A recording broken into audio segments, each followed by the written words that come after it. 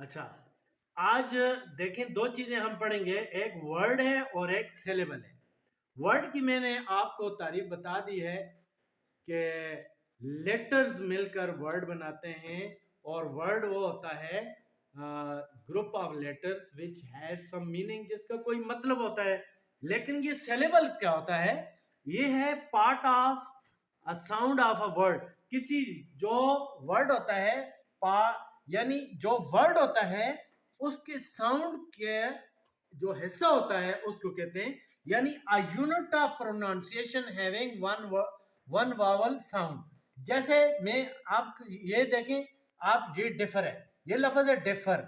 अब ये डिफर, ये डिफर, अब ये देखें डिफ एक सिलेबल हो गया, फर दूसरा सिलेबल हो गया। इसको उर्दू में आप हरफ भी कहते हैं। हरफ किस तरीके से होता है? हरफ वो होता है जिस जहां पे आपकी आवाज फूट जाती है। जैसे देखें, आप तख्ती जब लिखते हैं ना, ये देखें तख ती, इसी तरह दर बंद, मकान को आप लिखते हैं मकान। तो ये इसमें भी सिलेबल, और सिलेबल को उर्दू में आप हरफ भी कहते हैं। ठीक है, ये ऊपर मैंने एक लफ्ज लिखा था जुकी, ये लफ्ज है ZUCCHINI। इसको जुकनी कोई क्या पढ़ता है बेसिकली?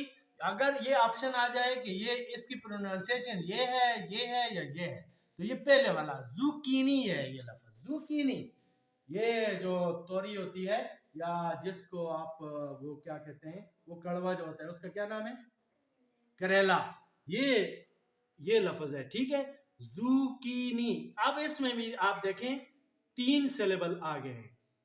रिमेंबर में रीमेंबर, तीन सिलेबल या तीन हरफ आ चुके हैं।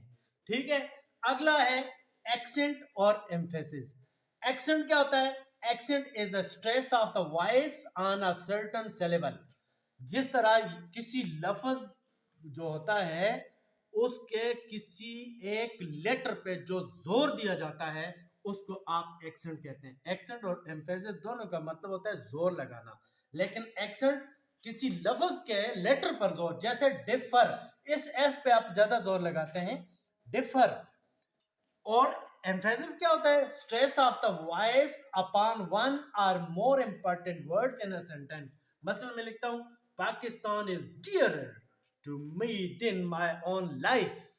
अब देखिए मैंने यहां पे जोर लगाया, यहां पे, यानी जुमले के अंदर जब आप जोर लगाते हैं वो बन जाता है एम्फेसिस। और एक्सेंट जो होता है लफ्ज के अंदर जो लेटर होता है एक खास।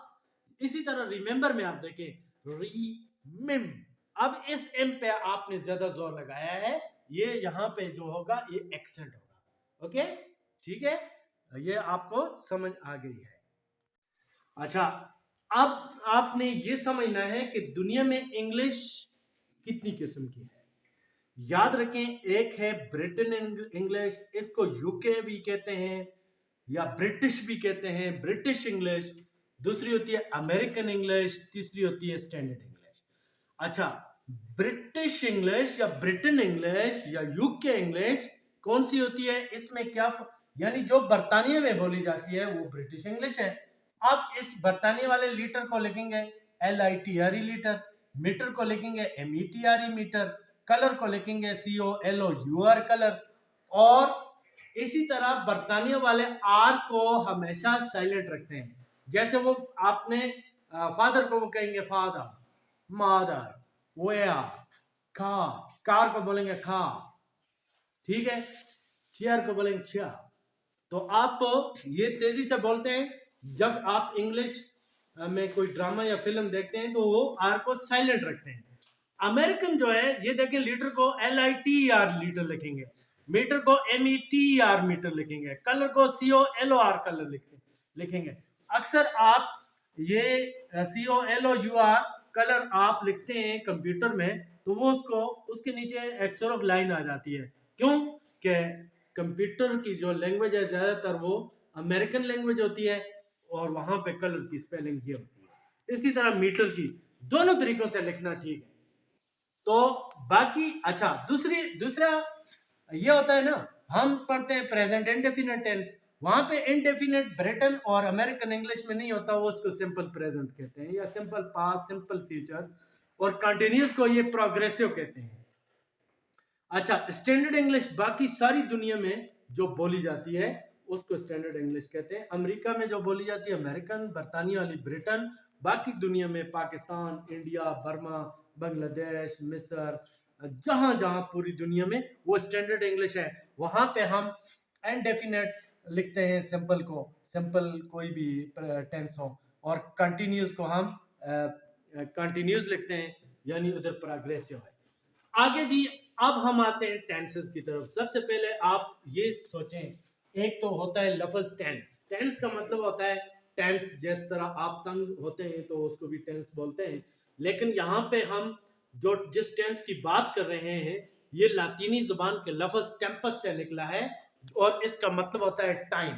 टाइम यानी वक्त। टेंस का मतलब होता है कि कोई काम किस वक्त हुआ है, माजी में या मौजूदा जमाने में या आने वाला है, यानी हमें टाइम ऑफ एक्शन का पता चलता है कि कोई काम किस वक्त हुआ है, ये मतलब होता है टेंस का। अब देखें, there are 3 tenses in English. 3 tenses होते हैं, present tense, past tense, future tense. Present को आप मौजूदा जमाना या हाल कहते हैं, पास्ट को आप गुजरा हुआ जमाना या माजी, फ्यूचर को आप आने वाला जमाना या मुस्तकबिल कहते हैं। यहां तक क्लियर है? इसके बाद आगे चलते हैं। देखिए, मैंने इधर एक जुमला लिखा, ही टेक्स टी, वो चाय पीता है। अब इसमें ही क्या है? सब्जेक्ट है। सब्जेक्ट क्या होता है? फाइल होता है। फाइल क्या होता है? काम करने वाला होता है, यानी काम करने वाला डूअर जो होता है वो हमेशा क्या होता है? सब्जेक्ट होता है।